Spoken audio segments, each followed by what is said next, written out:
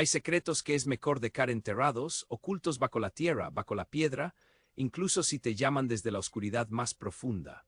Mi nombre es Santiago. Lo que voy a contarles ocurrió hace muchos años, en 1999, en un pequeño y olvidado pueblo en lo alto de los Andes colombianos, un lugar envuelto casi perpetuamente en la neblina, llamado Valle Escondido. Un lugar donde el silencio se siente más pesado que en cualquier otro sitio, y las sombras parecen tener vida propia, alargándose y retorciéndose al compás de cada suspiro del viento frío.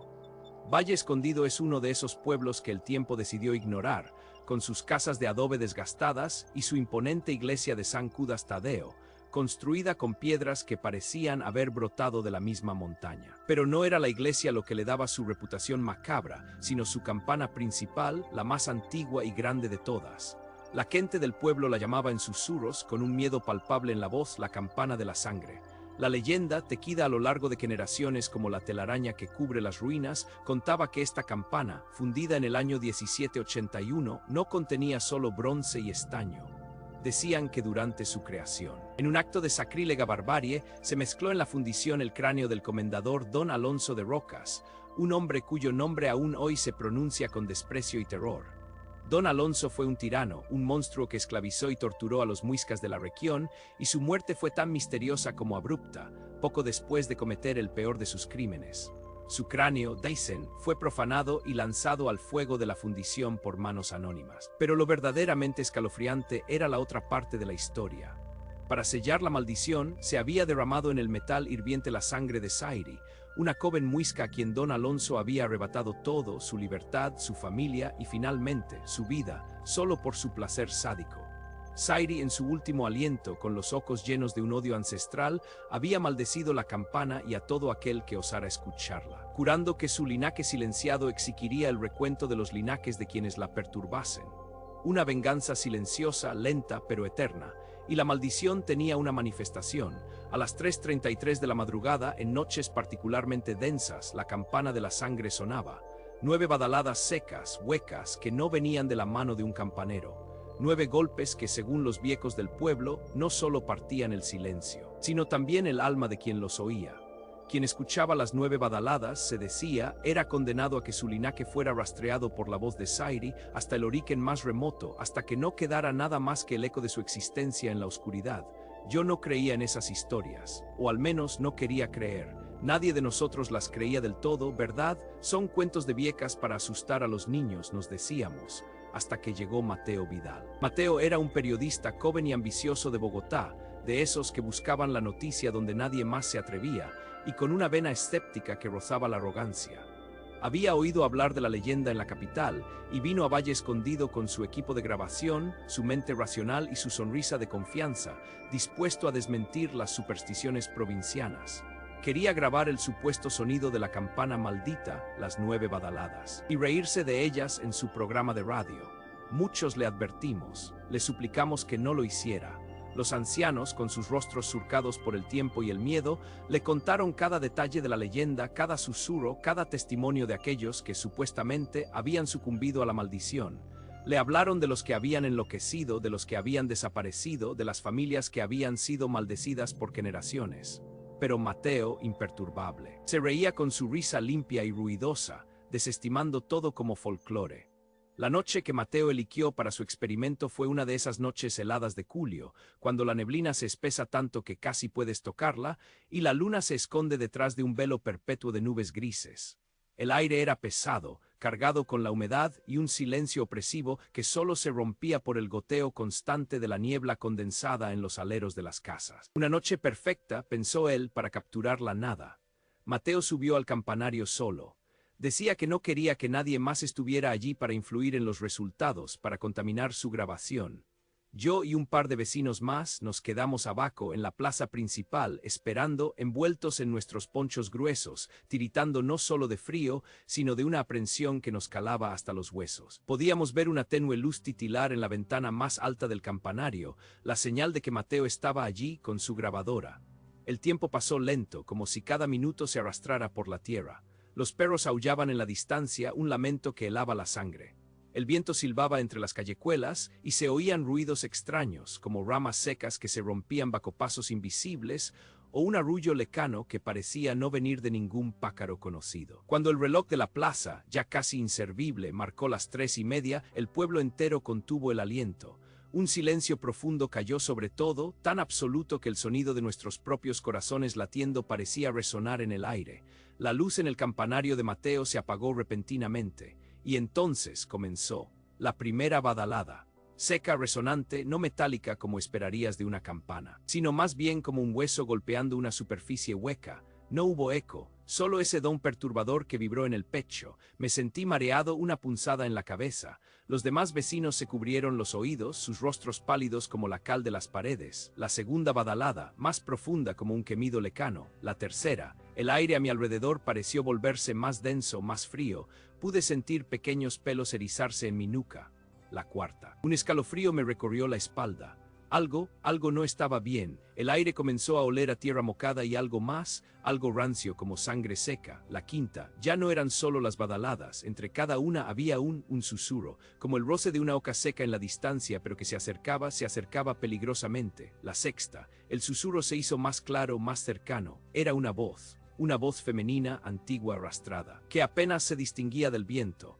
No pude entender lo que decía, pero la melodía, si se podía llamar así, era de una tristeza infinita, de un dolor insoportable y a la vez de una ira contenida que me hizo temblar. Sentía como si me estuvieran observando desde cada sombra. La séptima. Mis piernas comenzaron a fallarme. La voz se intensificó, se volvió un murmullo rápido, incomprensible, pero innegablemente una voz. No era el viento. Era algo más, algo antiguo, algo terrible. La octava, el pánico me invadió, sentía que el aire me faltaba, que mis pulmones se negaban a obedecer. Los otros vecinos habían huido ya, presas del terror. Yo estaba paralizado, viendo el campanario oscuro, la ventana vacía.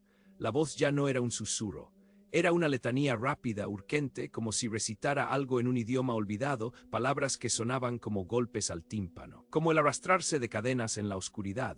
La novena y última badalada. Fue el golpe más fuerte, el más seco. Me dejó sin aire, sin aliento, y en el silencio que siguió el murmullo de la voz se detuvo abruptamente. Yo no esperé más. El terror me dio la fuerza para correr. Corrí sin mirar atrás, sin saber a dónde iba, solo lecos de ese sonido, lecos de esa voz que sentía que me perseguía en el viento gélido. Corrí hasta que mis pulmones ardían y mis piernas se negaron a avanzar, tropezando varias veces en la oscuridad, con el corazón golpeando como un tambor de guerra en mi pecho. Llegué a mi casa, cerré la puerta con llave y me escondí debajo de mi cama, temblando hasta el amanecer. Cuando el sol finalmente se atrevió a asomarse por el horizonte, tiñendo el cielo de un gris pálido, nos atrevimos a volver a la plaza. El campanario estaba en silencio. La neblina comenzaba a disiparse lentamente, revelando un pueblo que parecía haberse despertado de una pesadilla. Subimos, con miedo en cada paso, hasta la cima del campanario. Mateo Vidal estaba allí, sentado en el suelo de piedra con la espalda apoyada contra el muro. Sus ojos estaban abiertos, fijos en un punto invisible en el cielo, pero vacíos, ausentes. No respondía. Estaba en un estado catatónico, una cáscara vacía de lo que había sido, con una expresión de horror congelado en su rostro. Su grabadora, abandonada a su lado, aún tenía la luz encendida. Tomamos la grabadora, casi con repulsión. Uno de los técnicos de radio que había venido con Mateo, un hombre llamado Ricardo, se atrevió a escuchar lo que estaba grabado. Lo hizo en secreto en un cuarto oscuro con el volumen apenas audible y aún así su rostro se volvió blanco como la cera.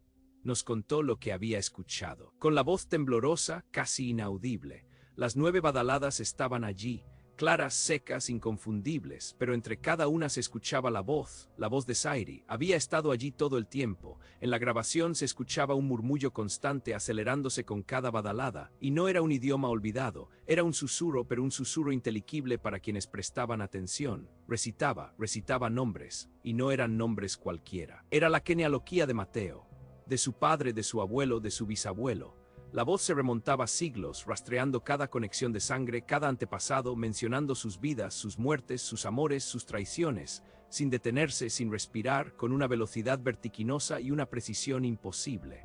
Remontaba la línea de Mateo hasta la misma época de la fundición de la campana de la sangre, hasta hombres y mujeres olvidados en el tiempo. Algunos incluso vinculados, según la leyenda del pueblo, a los encomenderos de aquellos tiempos coloniales.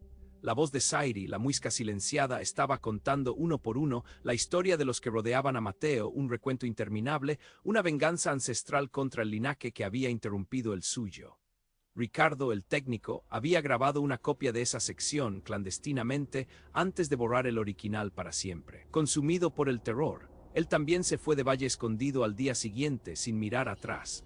Y yo, al escuchar lo que había sucedido, al recordar el susurro que había oído en la oscuridad, la forma en que la voz había empezado a buscar, a investigar, a devorar, no pude quedarme. Mateo Vidal nunca se recuperó. Está en un hospital psiquiátrico en la capital, una sombra de sí mismo. Sus ojos siguen vacíos. Nunca más pronunció una palabra coherente. Algunos dicen que sigue escuchando la voz, que la letanía de su propia sangre es ahora su única compañía. Yo me fui de Valle Escondido. Vivo lejos, muy lejos, pero todavía en noches de neblina o cuando el viento aúlla de cierta manera, siento un escalofrío que me recorre la espalda. Y a veces, cuando me despierto en la madrugada, en el silencio más profundo de la noche, juro que puedo oír a la distancia un murmullo, un susurro rápido, como si alguien estuviera recitando, sin descanso, los nombres de los míos. Y me pregunto si la voz de Zairi, al escuchar mi miedo, al sentir mi presencia aquella noche, no habrá empezado también a buscar en mi propia historia, a trazar mi propio linaje, esperando el momento, esperando la próxima vez que escuche la badalada. Escucha con atención, pero no demasiado. Algunas verdades son como veneno, una vez que entran en tus oídos, corroen el alma hasta dejarla vacía, hueca, maldita. Mi nombre es Mateo Vargas. Esta historia que les cuento sucedió en 1999 en un pueblo olvidado por Dios y por el progreso, encaconado entre montañas en algún lugar remoto de Colombia. Un lugar al que llamaban San Jerónimo de la Candelaria. San Jerónimo era un nido de leyendas, de susurros viejos que se pegaban a las paredes húmedas de las casas coloniales. Pero ninguna historia helaba la sangre como la de la campana del lamento, la campana mayor de la iglesia parroquial, una estructura de piedra cubierta de musgo que se alzaba, imponente y sombría, en el centro del pueblo. La gente decía que esa campana no era de bronce puro. Se contaba que en 1781, durante su fundición, un brutal encomendero llamado Don Raimundo de Olmedo, conocido por su crueldad y por robar tierras y vidas, había ordenado arrojar al crisol hirviente el cráneo de su peor enemigo, y en un acto de sacrílega barbarie, la sangre aún tibia de una mujer indígena, una curandera llamada Zairi, cuya estirpe él había borrado del mapa para apoderarse de sus tierras. Decían que Zairi, con su último aliento, lanzó una maldición contra la campana, contra quien la oyera y contra la sangre de Don Raimundo. La leyenda más escalofriante era que cada madrugada a las 3:33 en punto, la campana del lamento sonaba 9 veces, con un tañido seco, hueco, que no era de metal, sino de algo más profundo, algo de hueso y lamento. Y quien lo escuchaba, dicen, no solo oía el metal. Entre cada badacada, una voz ancestral, la voz de Zairi susurraba. Y no susurraba al azar, no. La voz recitaba la genealogía completa del oyente, desde su nombre hasta el de sus ancestros, siglos atrás, hasta el mismísimo origen de su linaje. Y si tu sangre se cruzaba con la de Don Raimundo, o con la de aquellos que lo ayudaron a borrar a Zairi, la maldición se adhería a ti. Tu vida, dicen, se convertía en un eco vacío, un cuerpo que respiraba pero sin alma, un recipiente para la desesperación ancestral. Miguel Ángel Restrepo era un periodista joven, un escéptico empedernido. Llegó a San Jerónimo para escribir un reportaje, para desmentir esas viejas historias de brujas y campanas malditas. Se instaló en el hostal a 2 cuadras de la iglesia y empezó a hacer preguntas. Todos le contaban la misma historia, con ojos llenos de un miedo muy real. Yo lo conocí en la única fonda del pueblo. Le advertí, le rogué que no se metiera con eso, que la historia de Zairi era un dolor que la tierra misma guardaba. Pero Miguel Ángel, con esa sonrisa descarada de quien se siente intocable, solo me dijo que grabaría el sonido de la campana, que demostraría que solo era un viejo pedazo de metal. La noche que escogió Miguel Ángel para su experimento fue una de esas noches en San Jerónimo que calan hasta los huesos. Una neblina espesa, casi palpable, se arrastraba desde las montañas, envolviendo el pueblo en un manto gélido y silencioso. La luz de la luna apenas penetraba y las farolas de las calles parecían fantasmas con halos tenues. Era una niebla que olía a tierra mojada, a moho, a tiempo detenido. Un silencio opresivo se apoderó de cada rincón, un silencio tan denso que casi se podía saborear en la boca. Yo, por curiosidad o quizás por un retorcido presentimiento, no pude dormir. Me quedé en mi ventana. En el segundo piso de mi casa, justo al borde de la plaza, con la mirada fija en la silueta oscura de la iglesia. Sentía un escalofrío que no era solo del frío de la noche, sino de algo más primordial, algo que me susurraba al oído que la historia de Miguel Ángel no terminaría bien. El tiempo avanzaba lento, agónico. Cada minuto era una eternidad. Mi corazón latía desbocado contra mis costillas, un tambor sordo en la quietud de la madrugada. Las 3 de la mañana pasaron, luego las 3:10, las 3:20. La neblina se hizo aún más densa, cubriendo la iglesia casi por completo, como un sudario. Apenas podía distinguir el campanario, una sombra oscura que se alzaba contra la nada, y entonces llegó un primer tañido. Un sonido que no era el resonar claro del bronce, sino un golpe sordo, como si la campana estuviera hecha de roca o de hueso seco. Un sonido que vibró en el aire helado, atravesó la neblina y se clavó en mi pecho. Tum, un eco hueco cargado de una tristeza ancestral. Luego el segundo. Tum, esta vez noté algo. Entre el primer tañido y el segundo, algo parecido a un susurro arrastrado, como el roce de hojas secas en el viento, pero más denso, más personal. Era ininteligible, pero presente. El tercer tañido. Tum, y el susurro se hizo un poco más claro, como si la neblina lo amplificara o lo llevara directo a mis oídos. Voces, muchas voces superpuestas, como un encambre de insectos zumbando palabras a una velocidad inhumana. El cuarto, tum, el aire se volvió pesado, opresivo. Mis pulmones parecían negarse a llenarse por completo. Las voces se distinguían un poco más. Eran nombres, pero no nombres cualquiera. Eran sílabas extrañas, antiguas, que se entrelazaban con nombres que me resultaban vagamente familiares, nombres de gente del pueblo, de apellidos viejos que yo conocía. Mi sangre se heló. Comencé a escuchar sílabas que se unían, un murmullo creciente, un coro espectral que parecía hablar a la vez de miles de vidas pasadas, de linajes que se extendían hacia atrás, hacia un abismo de tiempo. El quinto. Tum. La voz de una mujer, clara como el agua helada, surgió del coro de susurros. Una voz con un lamento milenario, pero que a pesar de su tristeza, era de una ferocidad inaudita. Y en medio de esa vorágine de palabras creí distinguir mi propio apellido, Vargas, y luego otros los apellidos de mis abuelos, de mis bisabuelos. No podía ser, la voz no estaba lejos, parecía venir de todas partes, de la niebla, del aire, del suelo, del interior de mi propia cabeza. Era el sonido de la historia misma desvelándose de mi historia, la historia de mi sangre, el sexto. Tum, un grito ahogado se formó en mi garganta, pero no pudo salir, mis piernas temblaban incontrolablemente. La voz de Sairi se hizo ensordecedora, aunque seguía siendo un susurro. Percibí la palabra Mateo mezclada con una cascada de nombres que se remontaban a un pasado tan lejano que me sentía insignificante, una mota de polvo en un vendaval ancestral. Sabía que la leyenda era cierta. La campana no solo tañía. Hablaba, y no hablaba a mí, hablaba de mí. No hubo séptimo tañido para mí. En ese instante, con la piel erizada y un terror visceral apoderándose de cada fibra de mi ser, supe que no podía escuchar más. No podía dejar que la voz terminara de recitar mi sangre, de desenrollar mi linaje hasta su origen. Sentí el impulso más primario de mi vida: correr, huir.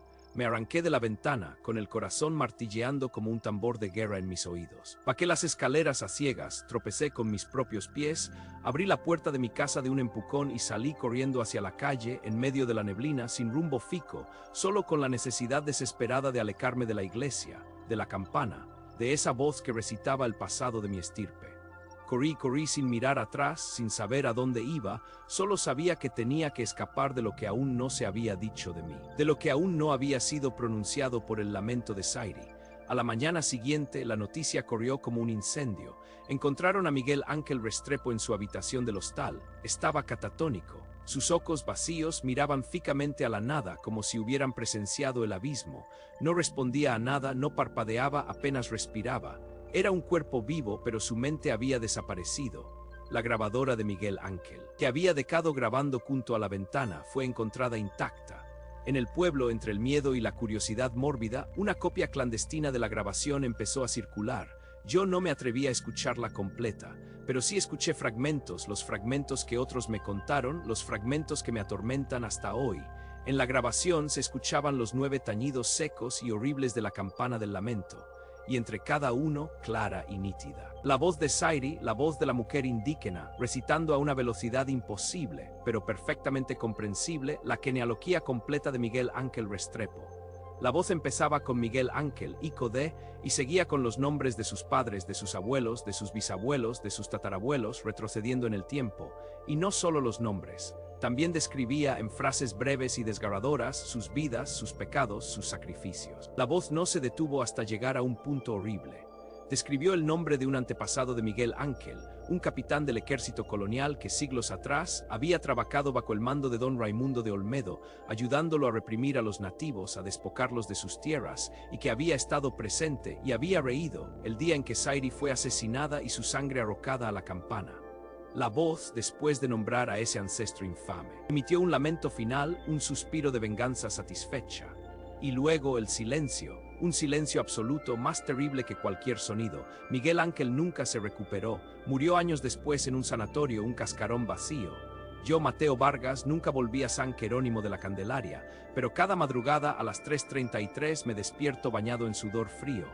Porque a veces, solo a veces, en el silencio opresivo de la noche, juro que escucho un eco lejano, un susurro arrastrado, y la voz de Zairi inconfundible comenzando a recitar, Mateo, hijo de, y una cascada de nombres que se pierden en el abismo del tiempo, esperando solo que la campana termine de sonar sus 9 tañidos para llegar a mi propia maldición.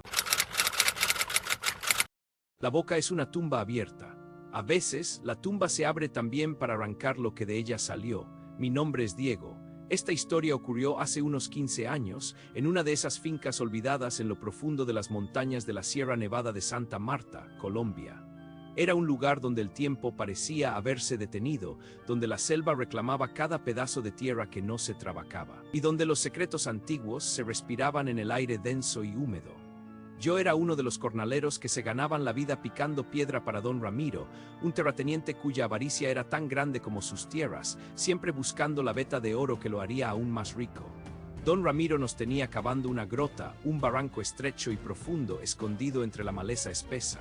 La tierra allí era rojiza, húmeda y olía a musgo y a misterio. El sol apenas se filtraba entre los árboles centenarios, dejando el lugar en una penumbra constante, un frío que se metía en los huesos incluso al mediodía.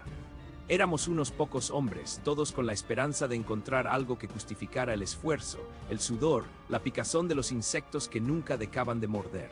Entre nosotros estaba el Boconcho, un hombre que, como su apodo indicaba, tenía la lengua demasiado larga. No podía guardar un secreto ni por un minuto, y su voz resonaba en la quietud de la grota, espantando cualquier pájaro o animal que se atreviera a acercarse. Era un buen trabajador, fuerte, pero su parloteo constante irritaba a don Mateo, el viejo indígena del grupo. Don Mateo era un hombre de pocas palabras, con arrugas profundas que parecían mapas de historias ancestrales. Sus ojos, oscuros y sabios, siempre parecían ver más allá de lo que los demás veíamos. Un día, mientras el Boconcho picaba con su vara de hierro en una parte más oscura y profunda de la grota, soltó un grito ahogado.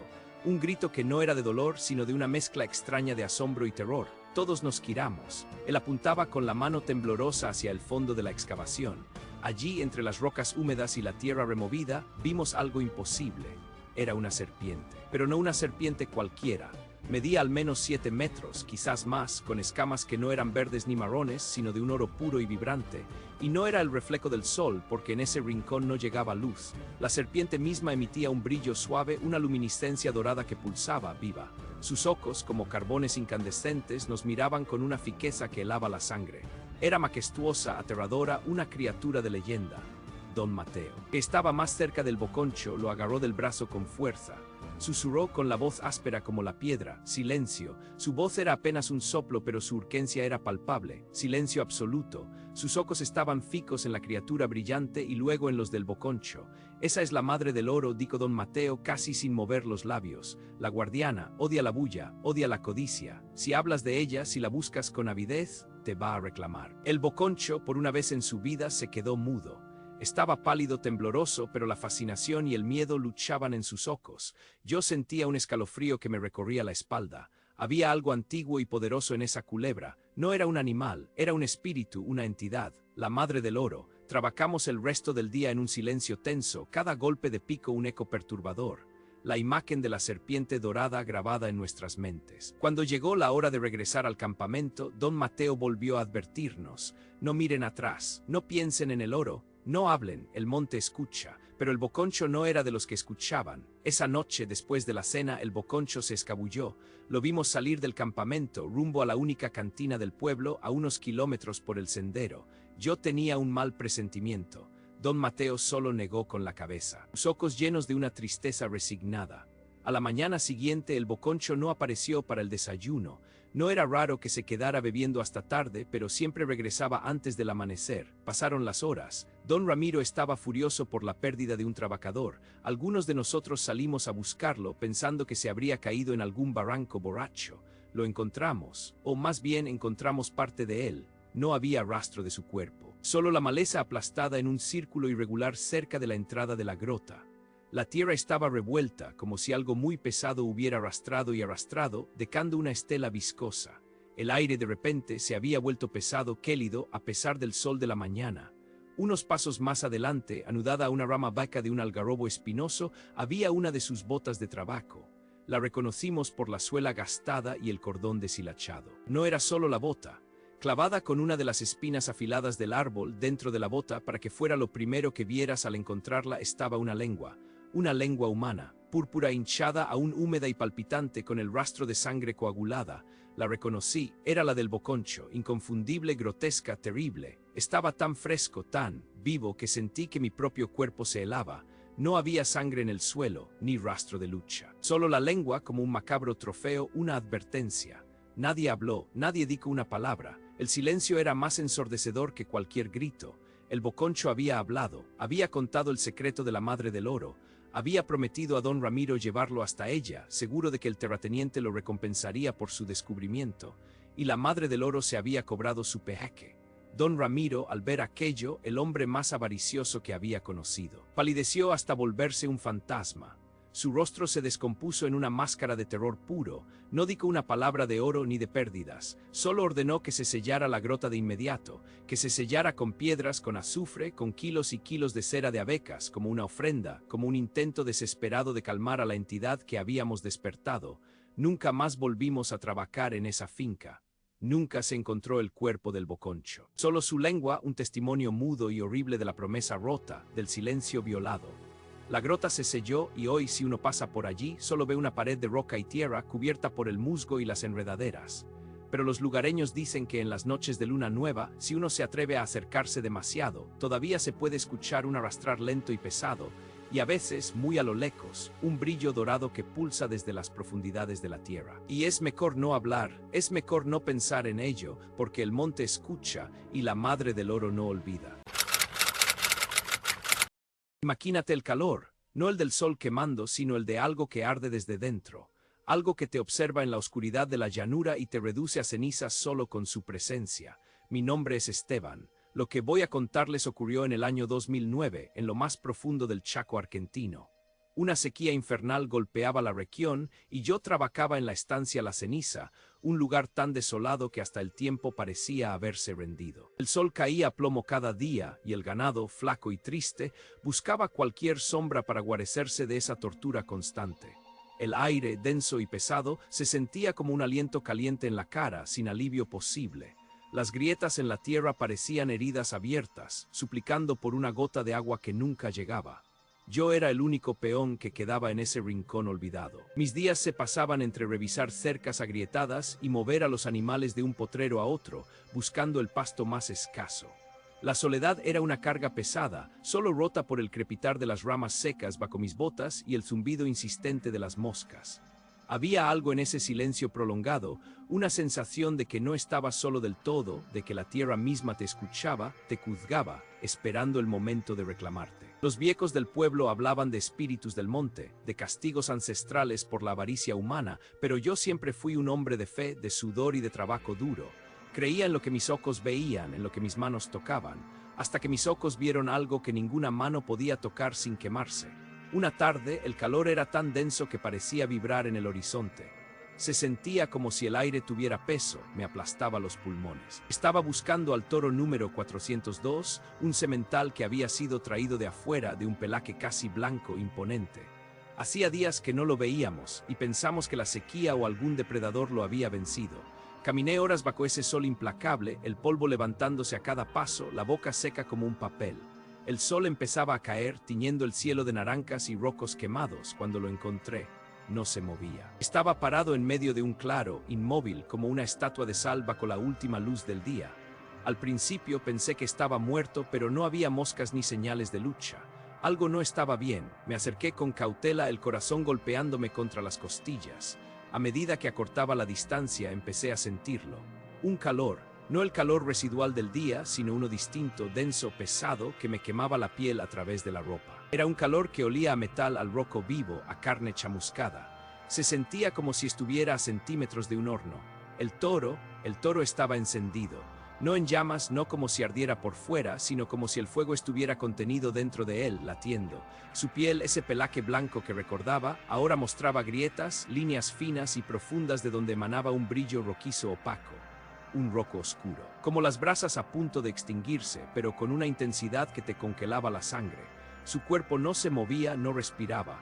Solo estaba ahí emanando esa energía silenciosa, esa incandescencia interna que te hacía dudar de todo lo que creías saber. Los ojos. Sus ojos no eran los de un animal. Eran dos puntos de brasa, dos carbones encendidos que me miraban sin vida, pero con una presencia aterradora. No había inteligencia. Solo una observación inerte, antigua, como la de un viquía. Mi cuerpo se tensó, cada músculo se puso rígido. Quise correr, gritar, pero mis pies estaban clavados en la tierra seca. Un sudor frío me empapó la espalda a pesar del calor asfixiante que me envolvía. El miedo era una garra en mi garganta, y luego vi su sombra. Las sombras se estiran y se oscurecen al atardecer, pero la suya no era oscura. Era un reflejo anaranjado sobre la tierra, como si el suelo bajo sus patas estuviera ardiendo, una proyección espectral de calor y fuego que se extendía varios metros alrededor de él. Era como si el toro fuera una vela gigantesca y su sombra el aura de su llama interna. Un vaho distorsionado se elevaba de su lomo, haciendo que el aire a su alrededor temblara. A pocos metros de distancia había un algarrobo viejo achicharrado por la sequía. El toro, sin mover un solo músculo de su cuerpo, giró lentamente su cabeza hacia el árbol. Y lo que vi me dejó sin aliento. Una de sus orejas apenas rozó el tronco. No hubo chispa, no hubo llama visible, pero en el instante en que el pelo rojizo tocó la madera seca, el árbol, ya sin vida, se encendió desde dentro, en un estallido silencioso de carbón y ceniza que se desintegró frente a mis ojos, cayendo en polvo negro. Un montículo humeante fue lo único que quedó. El olor a leña quemada me invadió, un olor a muerte. Me tambaleé dando un paso atrás. Mi corazón martilleaba en mis oídos. Era irreal, era imposible. Miré a mi alrededor buscando una explicación, una trampa, un sueño. Pero la llanura estaba vacía, solo nosotros dos, el toro ardiente y yo, bajo el cielo crepuscular. Recuerdo haber tomado un pequeño palo seco del suelo, no sé por qué. El instinto quizá de probar si lo que mis ojos veían era verdad. Con la mano temblorosa lo acerqué lentamente al flanco del animal. Antes de que el palo tocara su piel, apenas a 1 centímetro de distancia empezó a humear, y al rozarlo se volvió incandescente, brillando con un rojo intenso en la punta, como si hubiera sido metido en un fuego. Lo solté al instante, quemándome los dedos, y el palo cayó al suelo, convirtiéndose en un pequeño montón de ceniza. El toro no hizo nada, solo me observó con esos ojos de brasa, inmóvil, como si fuera una pieza de un paisaje desolado, un monumento al castigo del calor. No había agresividad, solo una presencia inquebrantable que helaba hasta los huesos. No sé cuánto tiempo permanecí allí, petrificado, mi mente luchando por encontrar una lógica a lo que presenciaba.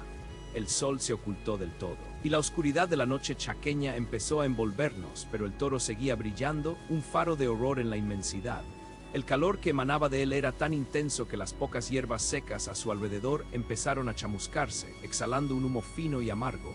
Finalmente, el terror fue más fuerte que mi parálisis. Rompí el hechizo y corrí.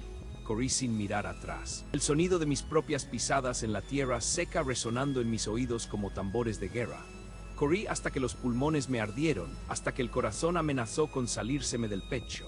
No me detuve hasta llegar a la pequeña cabaña de la estancia, donde me encerré temblando sin encender una sola luz. Me senté en el suelo, con la espalda contra la puerta, esperando que amaneciera, rogando que todo fuera una pesadilla inducida por el calor y el agotamiento. A la mañana siguiente, con los primeros rayos de sol, me armé de valor y volví al claro. No había nada.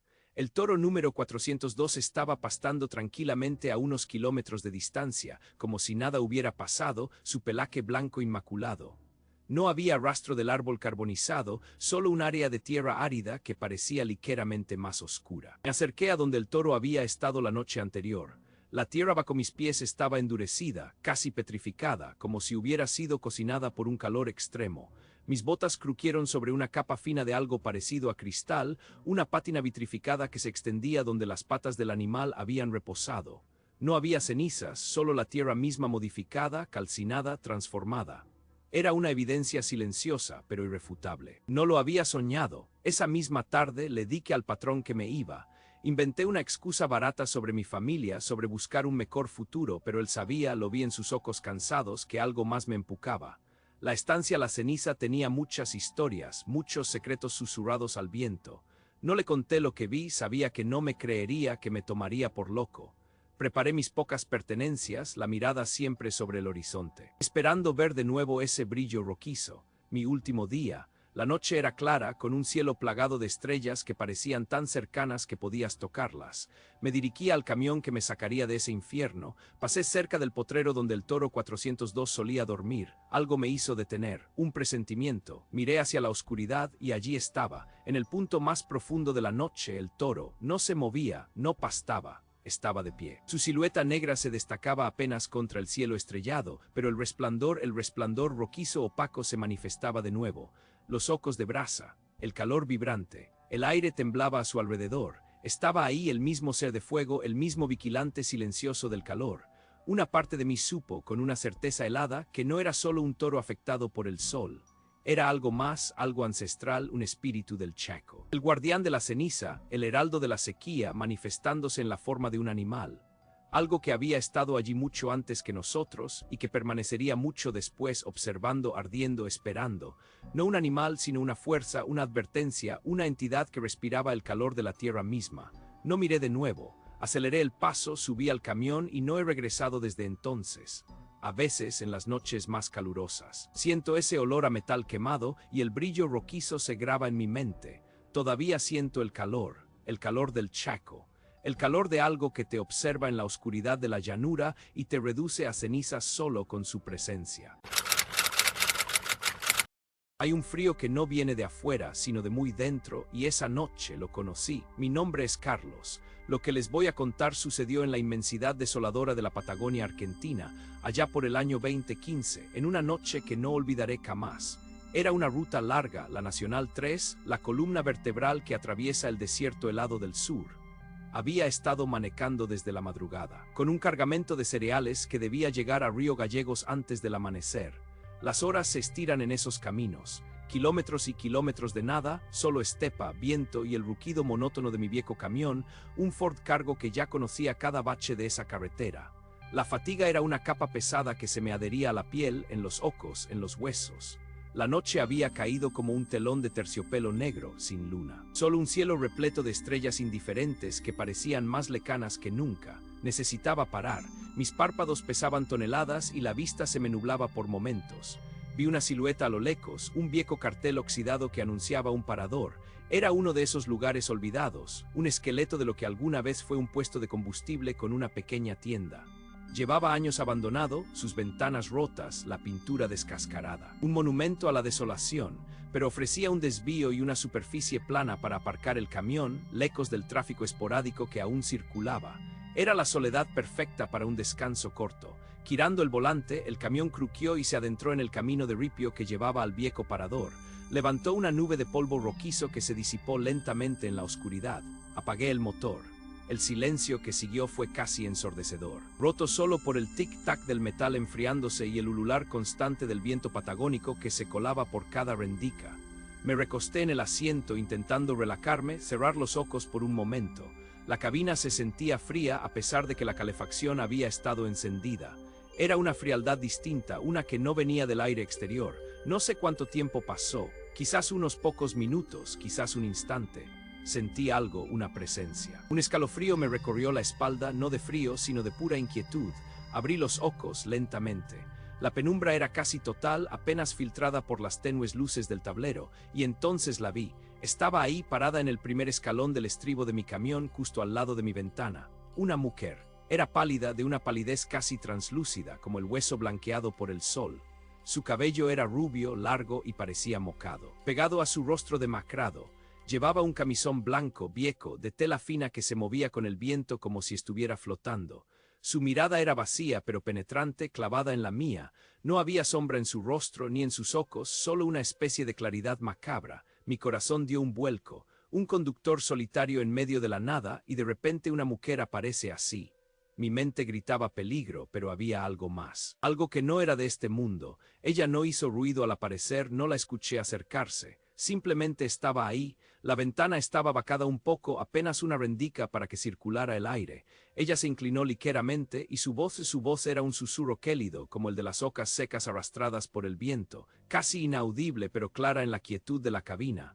Disculpa, camionero, tendrías un pucho. Es que tengo un frío de adentro que no se me pasa. Un pucho, un cigarrillo. La sencillez de la petición era lo más aterrador. Un frío de adentro, me quedé petrificado, incapaz de moverme, de respirar. Mi mano temblorosa buscó la caja de cigarrillos que tenía en el tablero. Saqué uno, lo encendí con el encendedor del camión. El pequeño chasquido del encendedor resonó como un disparo. El mechero chispeó y la llama danzó, con la mano extendida. Ofrecí el cigarrillo encendido a través de la rendica. Sus dedos, largos y delgados, apenas rozaron los míos. El contacto fue como tocar un trozo de hielo sacado del congelador, pero no un hielo normal, sino uno que quemaba con su propio frío. Un frío tan intenso, tan absoluto, que me hizo retirar la mano al instante, con un escalofrío que me atravesó hasta el alma. Ella tomó el cigarrillo, y en ese mismo instante, así como apareció, se desvaneció. No fue un movimiento rápido ni un alejarse. Fue como si una parte de la oscuridad se la tragara o como si ella misma se hubiera disuelto en la noche. Simplemente ya no estaba. La cabina volvió a ser solo mía y el silencio, antes inquietante, ahora era terrorífico. Mi respiración se aceleró, mis manos temblaban incontrolablemente. Intenté encender el camión, arrancar de ahí, pero mis dedos no obedecían. Miré al lugar donde ella había estado. No había nadie, pero en la rendica de la ventana, encacado de alguna manera entre el vidrio y la goma, estaba el cigarrillo. El mismo que le había entregado. Estaba en vertical como si alguien lo hubiera plantado allí, y la cosa más extraña, la punta que yo había encendido seguía ardiendo. La hebra de humo ascendía recta, impasible, desafiando el viento que seguía aullando afuera, recta como una aguja hacia el techo de la cabina, y la ceniza. La ceniza no caía, estaba ahí gris y compacta, adherida al tabaco, desafiando la gravedad, desafiando toda lógica. Me quedé observando ese espectáculo macabro por lo que parecieron horas, aunque seguramente fueron solo segundos. Mi mente no podía procesar lo que veía. El terror me paralizaba. Finalmente, con un esfuerzo supremo, logré extender mi mano y arrancar el cigarrillo. Cuando lo hice, la ceniza se desmoronó y el cigarrillo se apagó. Pero la marca no se fue. En la goma del marco de la ventana, justo donde ella lo había sostenido, quedó una quemadura circular perfecta, como si el cigarrillo hubiera estado incandescente al tocarla. Y el olor, un olor persistente a humedad, a tierra mojada y a tabaco crudo, inundó la cabina. Un olor que no pude quitar por semanas, por más que ventilara, por más que limpiara. Se impregnó en la tela de los asientos, en mis ropas, en mi memoria. Arranqué el camión con el corazón latiéndome en la garganta. Salí de ese parador abandonado como alma que lleva el diablo, dejando atrás la desolación y la oscuridad. Nunca más paré en un lugar así. Nunca más busqué la soledad absoluta de la ruta. Y ese frío de adentro que ella mencionaba, lo siento cada vez que el viento ruge contra la ventanilla de mi camión. Cada vez que miro mi mano y recuerdo la sensación de ese contacto helado. Algunas cosas simplemente no tienen explicación. Algunas presencias, una vez que te encuentran, jamás te sueltan del todo.